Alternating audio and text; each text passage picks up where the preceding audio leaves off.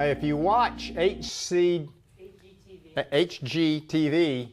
they have stolen this from me. Somewhere along the way, somebody there read one of my books, and they talk about divine design. Really, I had this before they did. At least I think it did. Your divine design consists, we're basically getting at who you are. And one of the first things that we look at is your gifting. And you're gifted at least in two ways, and that is your spiritual gifting and your natural gifts.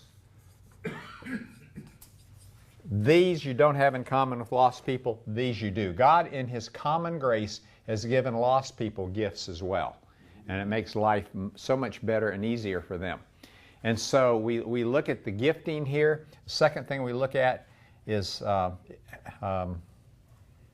the third thing, let me put that down.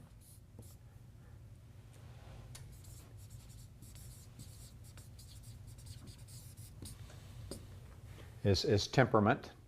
And this gets back to behavior.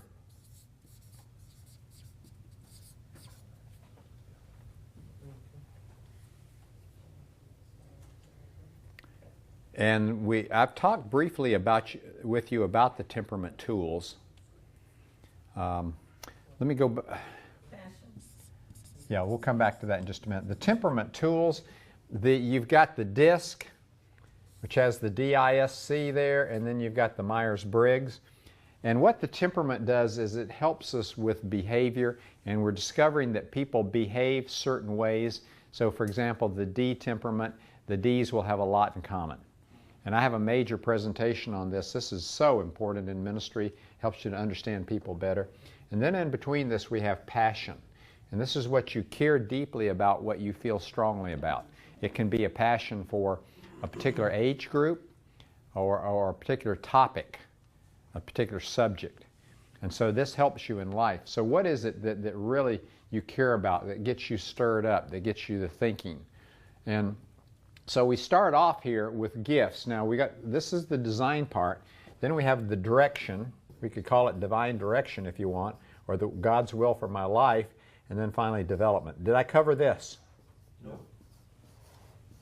Okay, this is just a little extra for you then. We go through here and we find out who we are. We find out what our gifting is in a number of different ways. And yes, this may have been overdone in the past, but I don't know that you can overdo it, and it's biblical. Now, what passion does is it motivates you to use your gifts, and it also can give you a direction.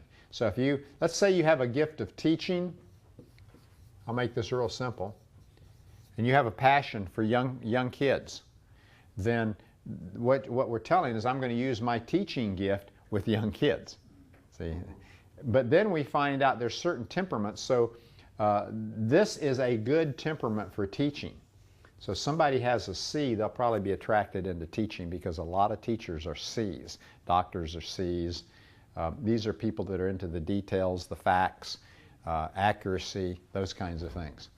So, in looking at your divine design, and there are other things that you can read into this, abilities, and that's somewhat close to natural gifts. I'm trying to think of that tool, and it escapes me, that's out there. But there's several different ones, and I've just completely lost it, so I can't remember. Team Ministry has a great spiritual gift assessment. Okay. You could just do it online. Okay. I'm trying to think of those, some of the other completely different ones that are out there. And Strengths, yeah, that's the one I'm after, Strengths Finder. And what I'm saying is this will affect your direction in life. So if you have a gift of teaching, what's God trying to tell you? Teach. If you have a gift of leadership, what's He trying to tell you? Lead. And then we develop this. See, well, do you need to go to school or what? I had a doctor, one time he was a hand doctor specialist, and for some reason he just started talking to me, and he said, well, first I went to law school, went out, practiced law, passed the bar exam, and I hated it. Then he went back to medical school.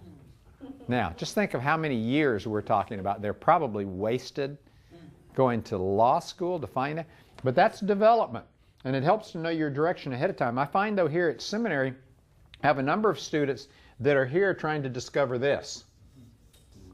And our purpose is this.